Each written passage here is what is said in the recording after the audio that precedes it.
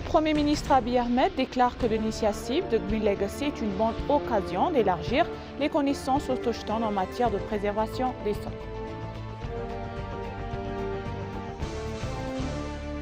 L'Éthiopie démontre une participation réussie et efficace aux activités des BRICS selon l'ambassadeur de Russie.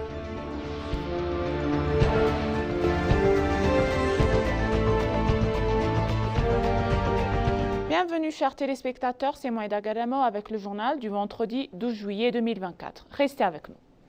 L'initiative de Green Legacy de l'Éthiopie a créé un environnement propice et au développement des connaissances autochtones sur la préservation des sols à travers le pays, a déclaré le Premier ministre Abiy Ahmed. Le Premier ministre Abiy Ahmed, la Première Dame Zinash Tayacho et le personnel du cabinet du Premier ministre ont planté hier des plantes. Les membres de la communauté originaire de Harer et de Konso ont également participé à l'activité de plantation organisée sur la terrasse qu'ils ont construite au sein du projet de Djaka en utilisant leurs compétences autochtones pour préserver le sol. À cet égard, les eucalyptus de la région ont été remplacés par des plantes d'arbres indigènes. Lors de la plantation, le Premier ministre a déclaré que le programme de Green Legacy de cette année sera mis en œuvre différemment des précédents. En conséquence, les individus de Harer et de Konso ont travaillé sur des terrasses à l'intérieur du projet de Djaka afin de mettre fin des problèmes d'érosion et de sol dans l'environnement. En outre, cela a permis de résoudre les conflits qui ont empêché la plantation de plantes dans la région dans la raison de l'érosion du sous-sol, a-t-il ajouté. Actuellement, des plantes indigènes, notamment des fruits comme la pomme, sont cultivées à temps appris.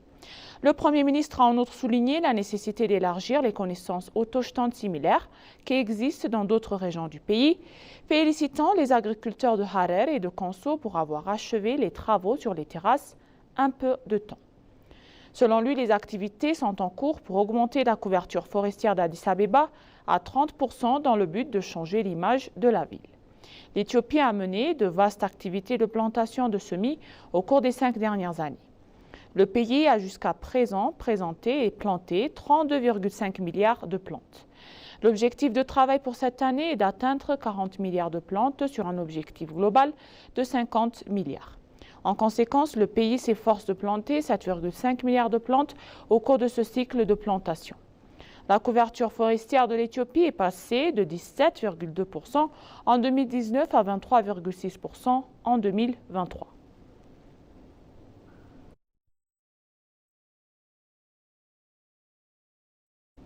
Dans une autre nouvelle donc, le Premier ministre Abiy Ahmed a déclaré que le public est très motivé pour planter des arbres. Le Premier ministre Abiy Ahmed a déclaré qu'à l'aube de la saison de l'héritage vert, l'esprit public pour la plantation est élevé et que nous sommes bien partis pour atteindre notre objectif. Alors que nous plantons des pommiers à Djaka ce matin, qui est le début de cette année, et c'est la zone que nous plantons, était remplie d'eucalyptus et ont été développés pour faire une place des pratiques traditionnelles de terrassement, a déclaré le Premier ministre sur un message sur les médias sociaux. M. Abiy a ajouté que les habitants de Harer et de Konso ont apporté leurs compétences et leurs pratiques interporelles en matière de terrassement pour contribuer à la préservation des sols. En intensifiant collectivement notre héritage vert dans les villes, la couverture verte d'Addis Abeba peut augmenter, créant un équilibre entre le vert et gris, a-t-il souligné. Au cours des 5 dernières années, l'Éthiopie a mené de vastes activités de plantation d'arbres. À ce jour, le pays a planté 32,5 milliards de plantes d'arbres. L'objectif de l'Éthiopie pour cette année est d'atteindre 40 milliards de plantes sur un total de 50 milliards. En conséquence, le pays s'efforce de planter 7,5 milliards de semis au cours de ce cycle de plantation.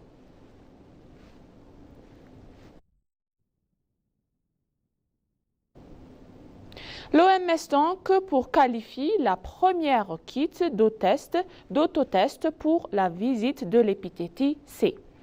L'Organisation mondiale de la santé a annoncé qu'elle avait préqualifié le premier autotest pour le virus de l'hépatite C, accélérant ainsi les efforts en vue de l'élimination de l'infection virale.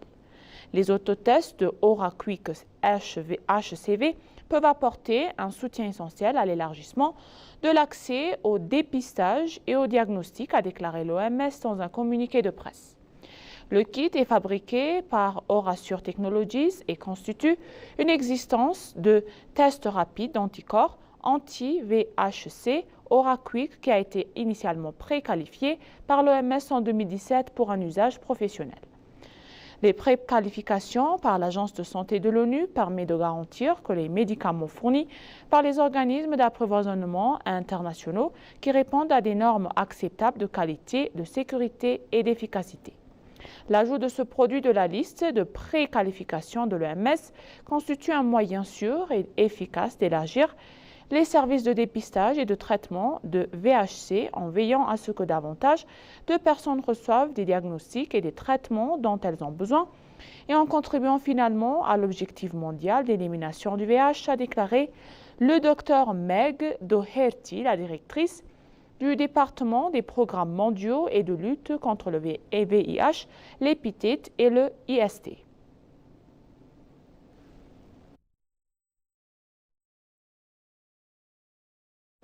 Le ministre des Affaires étrangères, M. Taillé, a invité des ambassadeurs désignés à donner la priorité aux intérêts nationaux sur la base de leurs connaissances. En outre, le ministre des Affaires étrangères, l'ambassadeur Taye Asqua-Selassie, a exhorté les nouveaux ambassadeurs à donner la priorité à l'intérêt national en s'appuyant sur la connaissance. Lors de l'ouverture de la formation des ambassadeurs hier, M. Taillé a déclaré que les ambassadeurs nouvellement nommés devraient s'acquitter de leurs responsabilités en garantissant l'intérêt national du pays grâce à leurs connaissances et à leurs compétences. Il a ajouté que le fait d'être diplomate implique d'assumer une responsabilité plus importante, celle de servir la nation. Selon lui, l'essentiel de la fonction diplomatique consiste à garantir la souveraineté nationale et l'intérêt du pays en dépit de toute difficulté politique. Le ministre des Affaires étrangères a exhorté les ambassadeurs désignés à servir leur pays avec patriotisme, honnêteté et dévouement. La nomination de cette année est unique car tous les participants sont issus du ministère des Affaires étrangères, a-t-il déclaré. La cérémonie d'ouverture s'est déroulée en présence de hauts fonctionnaires du ministère et des institutions concernées. La formation abordera les principales questions nationales, régionales et internationales et se déroulera pendant les 2 semaines à venir avec des discussions interactives.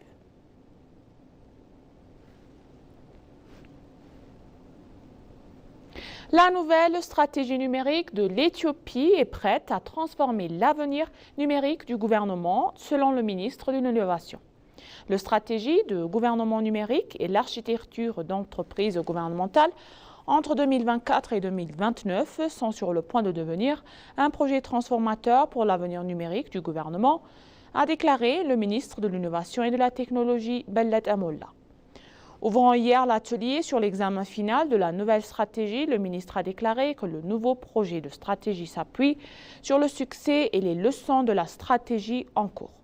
Pour lui, la nouvelle stratégie nationale du gouvernement numérique est sur le point de constituer un projet transformateur pour l'avenir numérique du gouvernement. L'élaboration de la stratégie actuelle a donné la priorité à la participation continue des parties prenantes et à collecte de communautaires. Cet atelier marque donc la dernière étape avant que la stratégie ne soit soumise à l'approbation du gouvernement, a-t-il déclaré.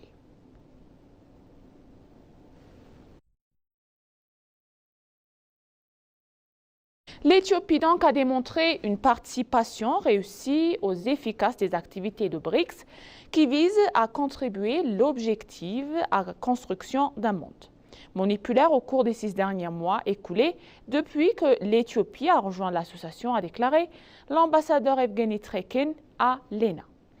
Je peux affirmer avec force que les 6 mois qui se sont écoulés depuis l'adhésion de l'Éthiopie au BRICS ont déjà démontré une participation réussie et efficace d'Addis Abeba aux activités de cette association qui vise à contribuer objectivement à la construction d'un monde multipolaire. L'adhésion à part entièrement de l'Éthiopie au BRICS pendant la présidence russe de l'association est considérée comme un élan significatif à la coopération de cette année a facilité l'intégration de l'Éthiopie et que leur participation active a ouvert la porte à une collaboration encore plus forte. Permettez-moi de rappeler que cette année, notre pays préside l'association des BRICS et qu'il est très symbolique que de la même année, l'Éthiopie soit devenue membre à part entière de cette association et que l'une de nos principales tâches en tant que pays président est d'aider les nouveaux pays membres rejoints harmonieusement différents formats de participation à l'association des BRICS. Selon l'ambassadeur, tout en préservant les traditions et en s'appuyant sur l'expérience accumulée par les BRICS au cours des années précédentes, la Russie prend les mesures nécessaires pour faciliter l'intégration harmonieuse de nombreux participants dans l'Éthiopie dans les nombreux formats des activités de l'association. Au cours des 6 derniers mois qui se sont écoulés, depuis que l'Éthiopie a rejoint les BRICS, le pays a déjà démontré une participation réussie et efficace, a souligné l'ambassadeur Treki.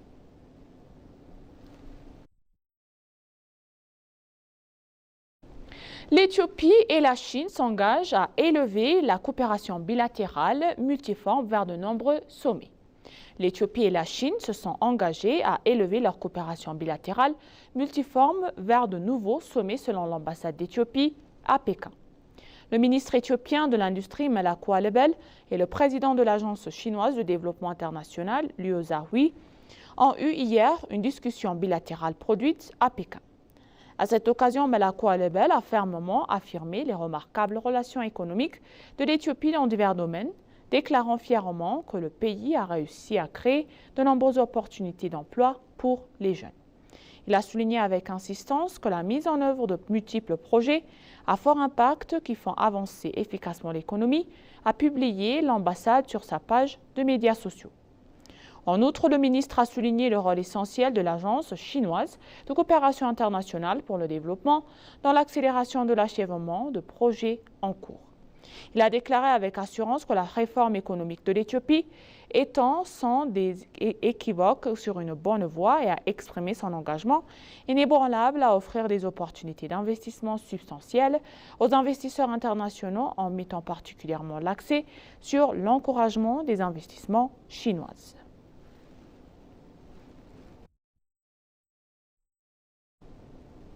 Et maintenant, chers téléspectateurs, je vous rappelle les titres principaux.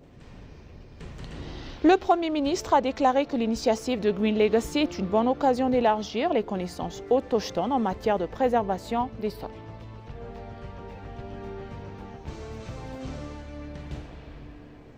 L'Éthiopie démontre une participation réussie et de l'efficacité aux activités des BRICS selon l'ambassadeur des Russies. Merci, chers téléspectateurs. Ainsi s'achève le journal pour aujourd'hui. C'était moi, Ida Gadamao, et bonne journée.